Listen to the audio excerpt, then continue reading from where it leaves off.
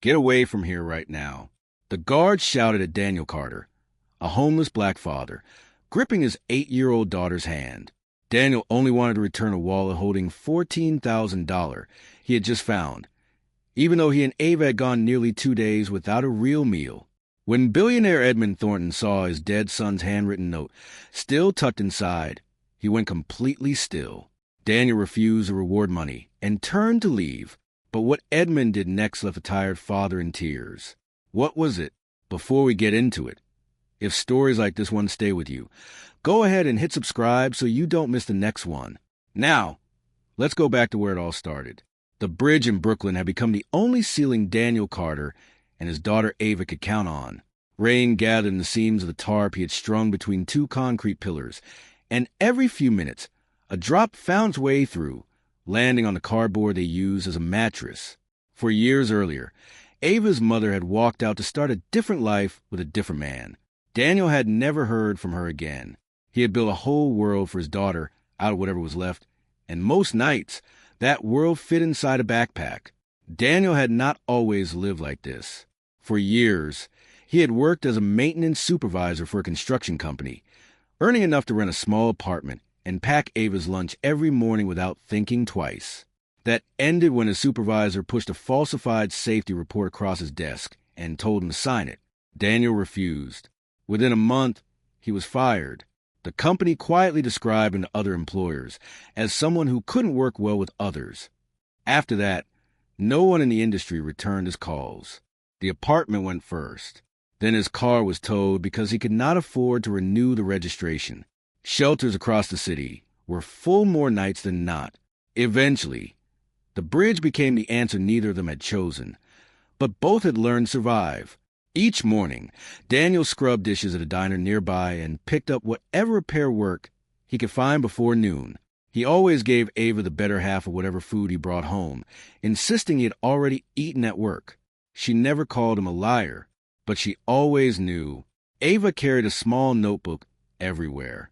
Its pages were filled with the same house drawn over and over, a house with a blue front door. In every drawing, 2 figures stood in front of it, holding hands, as if she were sketching a memory that had not happened yet. Across the city, on the 62nd floor of a glass tower he had built himself, Edmund Thornton lived the kind of life most people only imagined.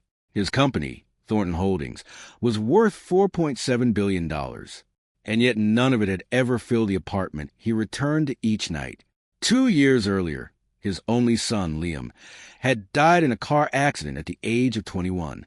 Edmund had responded the only way he knew how, by disappearing into his work, until even his marriage could not survive the silence he brought home. The one object Edmund refused to part with was a leather wallet Liam had given him for Father's Day. Tucked behind the cash sleeve was a note in his son's handwriting. For the man who gave me everything, Liam.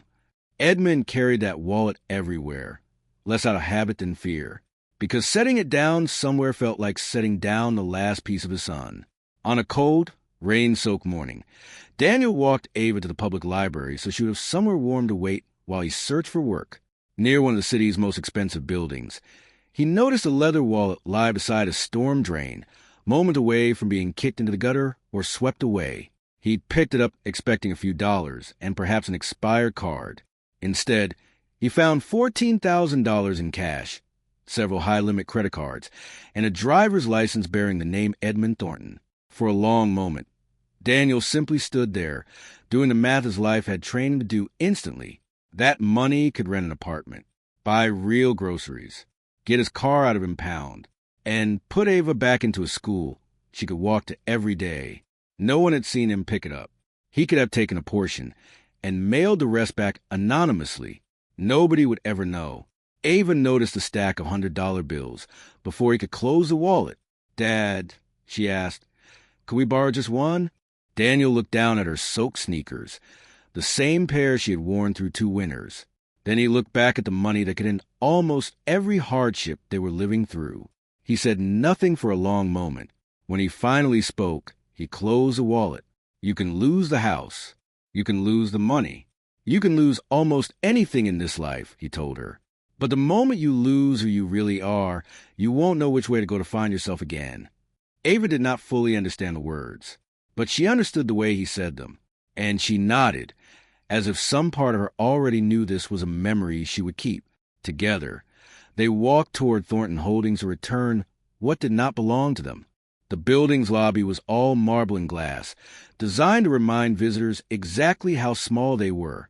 Mark Stevens, the head of building security, sized up Daniel and Ava within seconds. Worn jackets, damp shoes, a homeless father and his daughter standing inside one of the city's most powerful companies. He told them flatly that they needed to leave, assuming Daniel had come to beg for money or cause a scene. When Daniel explained that he needed to speak with Edmund Thornton directly, Stevens laughed. Then he threatened to call the police. It was only when Ava lifted the wallet into the air, small and stubborn in front of a man twice her height, that Stevens reluctantly picked up the phone. Margaret Palmer, Edmund's longtime assistant, came down to the lobby. The instant she saw the wallet, she recognized it. She had watched Edmund search every pocket of his coat for that wallet more than once, panic rising in his face each time.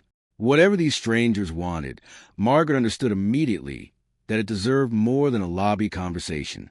She brought Daniel and Ava up to the 62nd floor herself.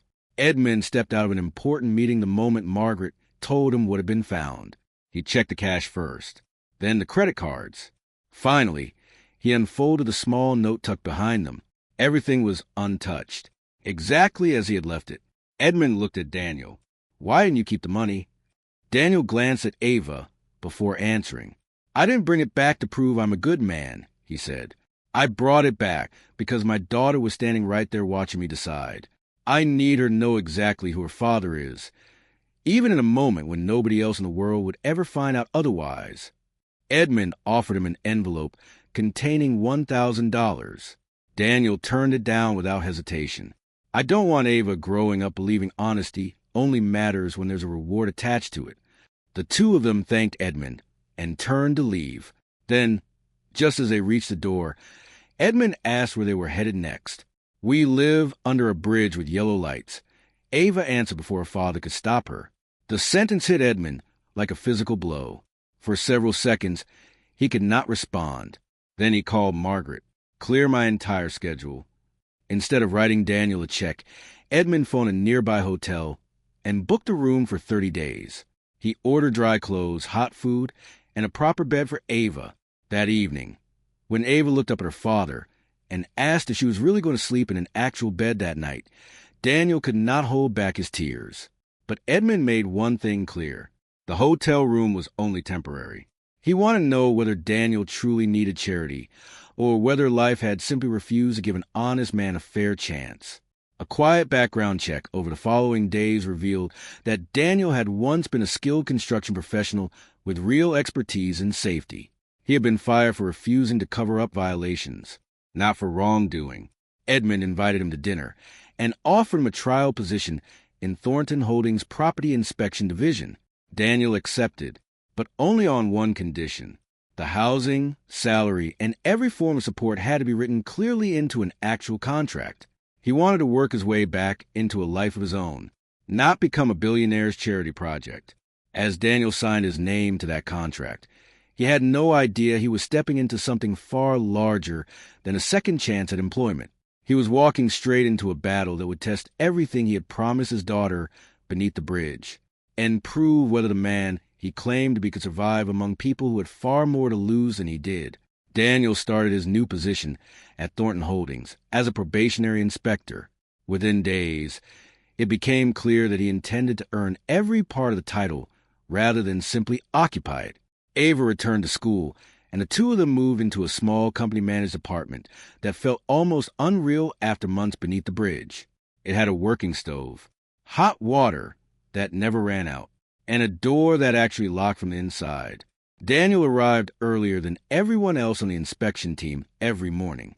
He read reports line by line before most of the office had even ordered coffee, then drove to job sites himself instead of signing off from behind a desk. Engineers who had spent decades in the industry quickly noticed how much he knew. One senior structural engineer, Walter Higgins, pulled him aside after a site visit. "I haven't seen anyone catch a load-bearing miscalculation that quickly in 15 years. Walter told him. Daniel simply thanked him and returned to work. He had learned long ago that praise did not pay rent, but a reputation for being right eventually would. Ava adjusted to the new apartment faster than Daniel expected. Within the first week, she claimed the small window seat in her room as her permanent drawing spot. She still filled her notebook with the same house and the same blue door. Sometimes, she added a small dog in the yard. She said she had seen one in a picture book at school and liked enough to borrow for her own version of the future. Not everyone welcomed Daniel.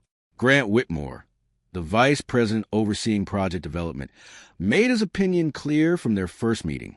He saw Daniel as nothing more than a public relations opportunity, a heartwarming story. The homeless father a billionaire had taken pity on.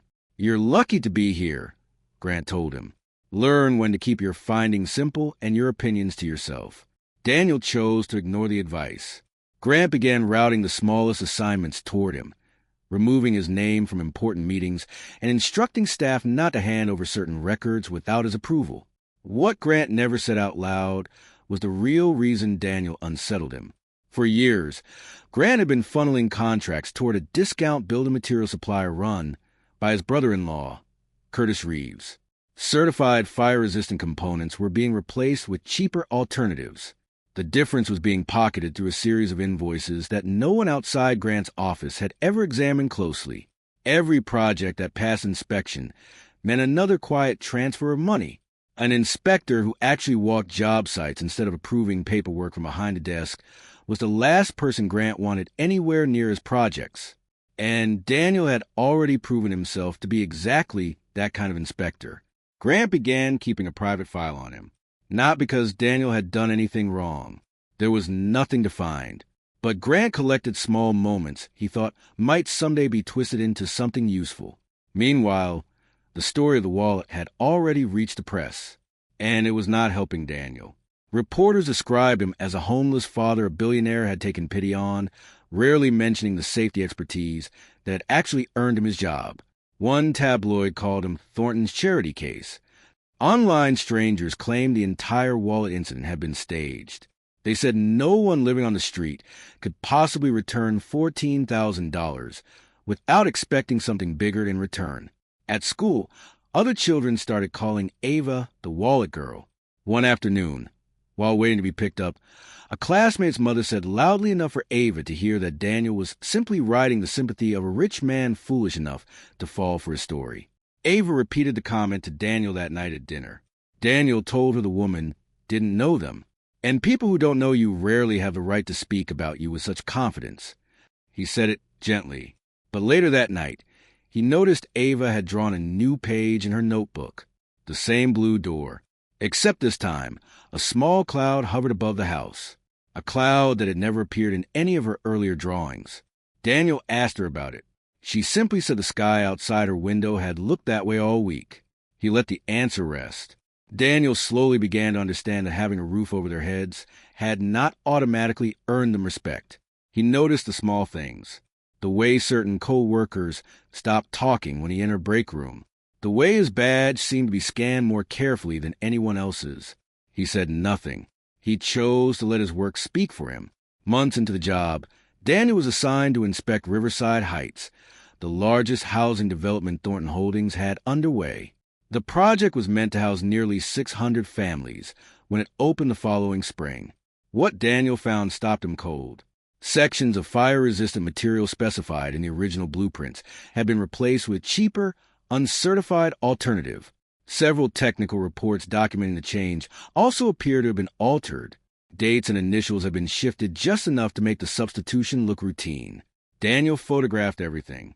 Then he filed a written report requesting an immediate halt to the final sign-off.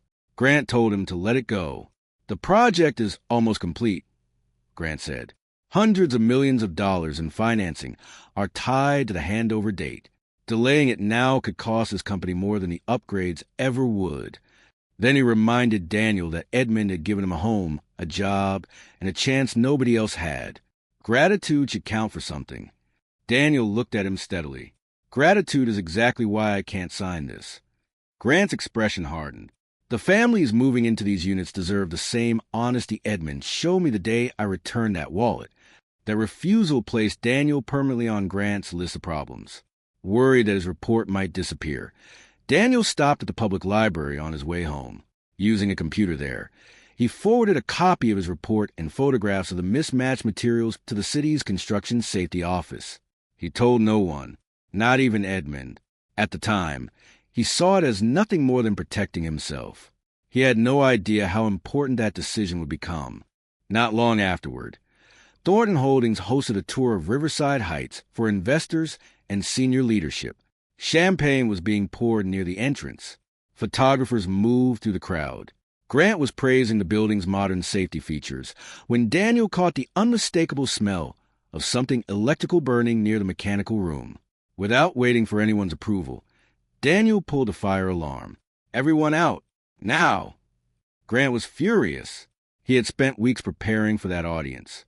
"You've just destroyed this entire presentation over a smell?" he shouted in front of the investors. But within minutes, flames broke out in the mechanical section, exactly where Daniel had smelled the smoke. And because the substandard fire-resistant material could not hold the flames, the fire tore through 2 unfinished floors faster than anyone expected. Dozens of workers and visiting guests escaped before anyone was seriously hurt. Investors who had been drinking champagne moments earlier now stood across the street, watching the building burn from the inside. One investor, Diane Foster, turned to a colleague. "Whoever pulled that alarm may have just saved this company from a lawsuit far larger than any delay could have caused." The fire proved Daniel had been right. It also threatened to expose a materials fraud scheme worth tens of millions of dollars. A scheme that led directly back to Grant's office. From that moment on, the story stopped being about whether Daniel deserved a second chance. It became a question of how far he was willing to go to protect his daughter's future, and how far Grant was willing to go to destroy him. Grant moved quickly once the investigation into the fire began. He understood exactly how much he stood to lose if the truth surfaced before he could bury it. Files started disappearing from the shared server overnight. Technical data was rewritten to match the falsified reports. And blame for the near disaster was redirected toward the man who had pulled the alarm. Grant told anyone who would listen that Daniel had exaggerated the danger deliberately, turning a public relations story into a permanent position of influence inside the company. Then an edited video began circulating. It showed Daniel entering the mechanical room moments before the alarm sounded. Cut in exactly the right way, it made it appear as if Daniel might have caused a malfunction himself. Grant used the footage to plant doubt among reporters and board members. He hinted that the timing was simply too convenient to be innocent. A worker named Frank Delgado, who had originally confirmed Daniel's account of faulty wiring, suddenly withdrew his statement after Grant quietly promised him a foreman's position on the next project. Daniel's former employer, still resentful over his refusal to sign a falsified safety report years earlier, supplied a fabricated personnel file claiming Daniel had once been fired for stealing equipment. Piece by piece, Grant built a case that had nothing to do with what had actually happened inside that mechanical room. The media narrative flipped almost overnight. Headlines that had once celebrated an honest homeless father now asked whether Daniel had been running a much longer con than anyone realized. But Edmund refused to believe it. A man's career doesn't get destroyed over an edited video and a convenient story, Edmund told the board, especially when the people pushing that story have far more to hide than Daniel Carter. His continued support only deepened the board's suspicion that grief over Liam had clouded his judgment. What they did not know was that Edmund had already begun noticing something wrong with Grant. Every time Edmund asked about the Riverside Heights materials, Grant redirected the conversation back toward Daniel. One evening, after most of the building had emptied, Edmund called Daniel into his office. He wanted to hear directly from him what he had seen in the days leading up to the fire. Daniel explained everything. The altered dates, the mismatched material stamps, the pages that appear to have been reprinted instead of corrected. Edmund listened without interrupting. When Daniel finished, Edmund asked one question. "Do you believe Grant knew about the substitution?" Daniel chose his words carefully. Someone with Grant's level of access would have had to approve changes of that size at some point. Paperwork like that doesn't hide itself. Edmund leaned back. Accusations without proof can destroy reputations just as easily as the truth, sometimes even faster. He told Daniel to keep documenting everything, no matter how small, and to trust that whatever came next would be handled properly.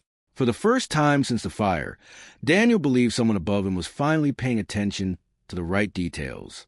That belief made what happened next even harder to accept. Grant sensed a shift in Edmund's questions almost immediately. Rather than wait to be caught, he accelerated his plan. He timed a board vote for a week when two of Edmund's strongest allies were overseas and unable to attend. By the time they could be reached, the vote had already passed. Edmund's authority had been stripped away. Margaret watched everything unfold and understood what was happening. She had worked for Edmund long enough to know the difference between a man losing his grip on reality and a man being deliberately isolated by people who benefited from his silence. She suggested reaching outside the company for help, instead of confronting Grant openly. Edmund quietly instructed Margaret to hire an independent digital forensics team. The team had no ties to Thornton Holdings, its internal systems, or its board. Margaret found Patricia Nunez, a former federal auditor known for untangling corporate fraud. Patricia's team began recovering backup copies of server data that had never been fully erased. They worked mostly at night, comparing timestamps on the altered Riverside Heights reports against old backup logs. The company had preserved far more evidence than Grant realized. Meanwhile, Ava had begun overhearing pieces of the accusations surrounding her father. One evening, she asked Daniel a question that stopped him. If doing the right thing keeps costing us everything, why do you still do it? Daniel had no good answer. Not that night. For the first time, he began wondering whether his presence at Thornton Holdings had done more harm than good to the one man who had ever given him a real chance. Then the board's patience ran out. Grant aligned himself with several sympathetic members and forced an emergency vote. By the end of the meeting, Edmund's authority over daily operations had been suspended. Every piece of his work communication was placed under the supervision of company lawyers. He was cut off from nearly everyone, including Daniel. But Patricia's team continued working outside the company's systems, while Edmund sat isolated in his own apartment, watching news coverage of a company he could no longer speak for. The investigators kept digging. Grant, increasingly confident that the worst was behind him, began presenting himself publicly as the steady hand Thornton Holdings needed. Then Daniel was fired. The decision was delivered by a junior human resources officer reading from a prepared script. Because the apartment Daniel and Ava lived in belonged to the company's temporary housing program, the notice also ordered them to leave within 48 hours. The home Edmund had helped him build now technically belonged to the very people trying to erase him. But Grant was not finished. He filed an anonymous complaint with Child Protective Services. The accusation claimed Daniel had no stable housing or verified income, and was therefore placing Ava in an unsafe environment. 2 days later, a caseworker named Renee Coleman arrived at the apartment. She explained carefully that Ava would need to stay temporarily with a certified foster family until Daniel could prove he had stable housing and legitimate income. Renee was not cruel. She even crouched down and gently told Ava that the separation was only temporary. Ava repeated the word flatly, temporary, as if she had already learned not to trust adults who use it too easily. Daniel stood in the doorway holding a folder of inspection reports, as if paperwork alone could change what had already been decided. He asked Renee if there was anything he could show her that night that might change the outcome. She answered honestly. Her role was not to judge the dispute at his company. Her role was to follow the complaint and ensure Ava's immediate safety. Daniel realized exactly what Grant had counted on. A clean procedural wall. A wall that left no room for the truth. He tried calling Edmund the moment Renee left. The call went straight to voicemail. Daniel had no way of knowing that the silence had nothing to do with abandonment. Edmund's phone was locked away under the control of lawyers answering to the board. Ava held on to her father tightly before Renee gently guided her toward the waiting car. As she let go, Ava slipped her small notebook into Daniel's hand. Inside was a familiar house with a blue door, but this time only one figure stood in front of it. The second figure was missing. for the first time ever. Daniel watched the car pull away. Then he walked back toward the bridge where they had once slept together every night. In a matter of weeks, he had lost his job, his home, his reputation, and now he stood at risk of losing his daughter, the one thing he had never been willing to bargain with, not even for $14,000. The wallet that had once opened every door in his life now seemed to have led him straight back to the darkest place he had ever known. And Daniel had less than 24 hours before the custody hearing that would decide how long he and Ava would remain apart. If he could not prove stable housing and legitimate income, the temporary separation could stretch into months, maybe longer. Then Grant sent word through an intermediary. He was willing to make the entire mess disappear. He would withdraw the complaint against Daniel and help him find work elsewhere. In exchange, Daniel had to remain silent about Riverside Heights and publicly clear Grant's name. Daniel sat with the offer longer than he wanted to admit, because it came with the one thing he wanted more than vindication: his daughter back in his arms. He almost said yes. He had the phone in his hand, and the number already dialed. Then he opened Ava's notebook one more time. Beneath the lonely house with the blue door, she had written a single sentence. "You told me a house doesn't make a family. The truth does." Daniel closed the notebook and put the phone down. He would not trade the one thing he had spent his entire life trying to teach her for a faster reunion built on a lie. Then he remembered something. The report he had sent from the public library before anyone at Thornton Holdings could erase it. That report existed outside every system Grant controlled.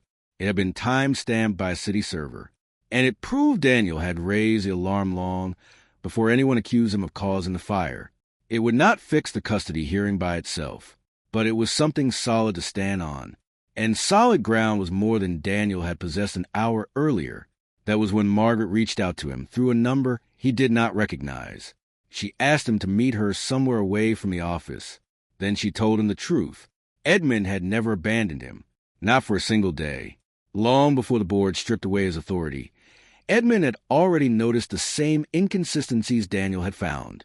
He had quietly hired an outside forensics team to search the company's servers before anyone could delete what mattered. Patricia Nunez's team had recovered emails showing Grant ordering the material substitutions himself. They found instructions to delete Daniel's original report. They found edits made to the security footage after the fire. And buried in the same files was proof connecting Grant to the anonymous complaint against Daniel. Financial records also tied Grant directly to the supplier owned by his brother-in-law. When Patricia compared those files with Daniel's report from the library, the two trails matched detail for detail. One came from a stranger's caution. The other came from a billionaire's refusal to accept convenient silence. Margaret warned Daniel that Grant was close to being officially named acting chairman. Once that happened, he would have the authority to destroy the last incriminating files. They had one chance to expose everything, and they had to move fast. The emergency board meeting was called the next morning. Officially, it was meant to finalize Grant's appointment as acting chairman. Grant stood at the head of the table. "Daniel Carter is nothing more than an opportunist," he declared. "He used a lucky wallet to worm his way into a company he never belonged in." Before anyone could vote, the doors opened. Edmund walked in. Daniel stood beside him. Margaret followed. So did two investigators from the city's fraud division and a representative from the building's safety office, carrying a folder thick with evidence. Edmund turned to Grant. "Explain your relationship with the material supplier connected to your brother-in-law." Grant denied everything. At first. Then Daniel's time-stamped report appeared on the screen. It matched the recovered emails from Thornton Holdings' own servers. Grant's story changed in real time. First, he blamed subordinates. Then he claimed he had only followed unspoken instructions to keep the project on schedule. Finally, the unedited security footage played. It showed Grant instructing workers to hide dangerous areas of the building before the safety inspection that preceded the fire. No one spoke. Investigators moved in and took Grant into custody on charges of fraud, obstruction, and knowingly endangering workers and residents. Several board members who had supported his rise were removed before the meeting ended. Outside, reporters gathered. Edmund refused to describe Daniel the way the tabloids once had. Daniel Carter never needed this company to save him, Edmund told the cameras. Daniel saved this company from becoming exactly the kind of business we always promised we'd never be. Within hours, the charges against Daniel disappeared. Child Protective Services reversed its temporary order. Ava was released back into her father's care that same afternoon. She ran into Daniel's arms the moment she saw him. For a long moment, neither of them said anything. They simply held on. Then Edmund knelt slightly and placed a small key into Ava's hand. Attached to the key was a wooden charm shaped like a door. It was painted the exact shade of blue she had drawn hundreds of times in her notebook. Edmund explained that he had bought a small vacant house near her school, but he was not giving it to them for free. Instead, he had arranged a long-term lease-to-own agreement. Daniel would pay toward the home gradually through his own earnings. It would be his, earned on his own terms. Alongside the house, Edmund appointed Daniel director of housing safety and integrity. He gave him independent authority to inspect every project Thornton Holdings built. No one would be able to silence him again. Daniel looked at the key in Ava's hand, then at his daughter, then at Edmund. He finally understood. Edmund had not simply given him a place to live. He had given him a way to earn that place without ever asking him to trade his self-respect for a roof. The same father who had once turned down $1,000 without hesitation broke down in tears for the second time. This time, he had nothing left to prove. For years later, Daniel ran the Carter Thornton Initiative, a program helping homeless single parents find stable jobs, safe housing, and long-term lease-to-own opportunities. In its first year alone, the initiative helped more than 300 families find a place to call home. Daniel personally inspected every property before a single key was handed over. He often told his staff, "A signature on a safety report means nothing if the person signing it has never once stood inside the building himself." Ava was 12 now. At a school ceremony that spring, she read an essay titled, "The Day My Father Returned $14,000. She ended it with a line she had written herself. "My father didn't return that wallet because he knew a billionaire would help him. He returned it because even with nothing left, he still wanted me to see a man who never lost himself." Edmund sat in the front row and wiped his eyes. After years of grief over Liam, he had found a new kind of family, not by replacing the son he had lost, but by carrying forward the values Liam's note had described so simply.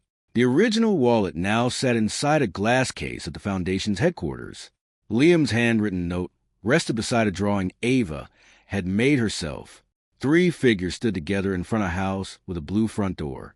Beneath it, a small plaque read, "Some wallets carry money, others carry way back home."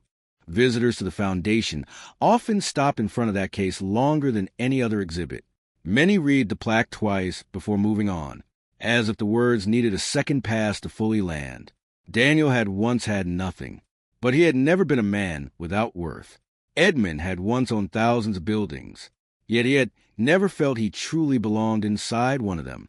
Until now, one man returned a wallet, the other opened a door, and in the end, neither of them changed. They simply changed each other's lives. And together, they made sure thousands of other parents and children would never again have to sleep under a bridge simply because no one gave them a chance. If this story reminded you that honesty is worth holding on to, even when it costs you something, that's exactly why we tell these stories here. If you want more stories like this, subscribe to the channel so the next one finds you. And take a moment to think about the one person in your own life who taught you, without ever saying it outright, what it really means to stay true to who you are.